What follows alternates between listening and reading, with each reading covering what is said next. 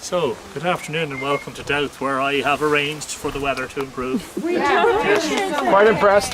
It's one of the three great megalithic mounds of the Bend of the Bóinne. So just to fill you in a few things, a little bit about the archaeology first. A lot of the curbstones are buried, but exposed in places, and we'll see that when we go around. So on the western side there are the two known passage and chambers. Curiously, they're called Dowth North and Dowth South, but that's not because they point north and south. It's because one just happens to be more northerly than the other. The southerly one is the one that is known as the winter solstice chamber, because around sunset on the winter solstice the sun shines into the southern chamber. And that was discovered by Martin Brennan and Jack Roberts and their team in the 1980s. And if you're interested in following up the astronomical interpretation of a lot of the megalithic art, Martin Brennan's book, originally published as The Stars and the Stones, republished as The Stones of Time, is a fascinating insight to all that. The northerly chamber is cruciform. It's much shorter than Newgrange and Knowth. This additional add-on is one of these early Christian souterrains, and I think that comes from the French souterrain, under the ground. Yeah. So the name Dowth, another anglicisation of an Irish word. The Irish word was originally dubbed, D-U-B-A-D, and it was later softened in later Irish to Dua, Dowth. Story behind Dowth, according to the Dinshenachus, Shenachus means the lore of the eminent places. So in other words, places that we know today, like Bóinne, like the Hill of Tara, etc. The story behind them, and these were written down in the early centuries of the last millennium by Christian monks. An awful lot of Irish mythology was written down by Christian monks. In the Book of Leinster, I think, was where the Dinshenachus was written down.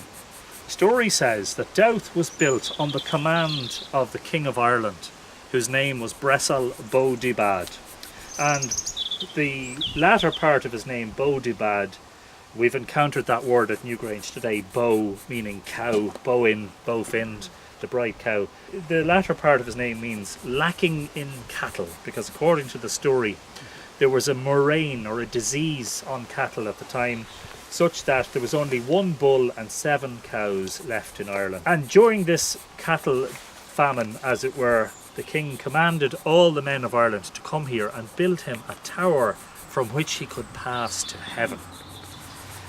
Now, I'm very sorry, I was castigated in one of my YouTube videos for not including the women in this story, and I was merely just repeating what's in the myth. The myth says it was all the men. It doesn't mention what the women were doing. Obviously they were doing something far more important than this megalomaniac task of building the king's tower.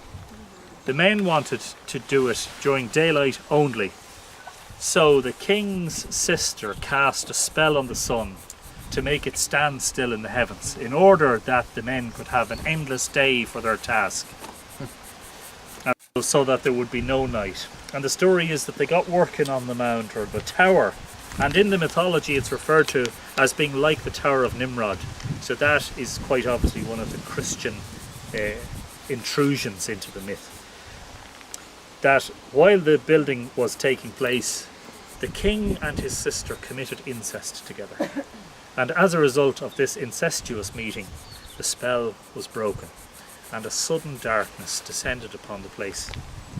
And because the men of Ireland had pledged themselves only to build the monument during daylight, and because, as the legend says, night has come on and day has gone, we are departing from this place, and forevermore it shall be known as Dúad, darkness. That's where Dowth gets its name from. So there's a really fascinating insight, I think, into the myth that is cosmological, and that is that at the time of the summer solstice at this latitude, when the sun stands still, its rising position appears to stop. So every morning it's been rising and it's been moving up the horizon, and eventually it gets to the northeast and it stops for a while, and then it starts moving south again. And the same thing at winter solstice, you know, which is where Newgrange points to, is it stops for a few days and then starts moving again. So perhaps this is the standing still of the sun that the myth refers to. And in fact, solstice means standing still sun, and the Irish for solstice is Grionstad, which literally means stopped sun, as in the sun has stopped in the sky. And at the time of summer solstice, there is no full darkness at night time.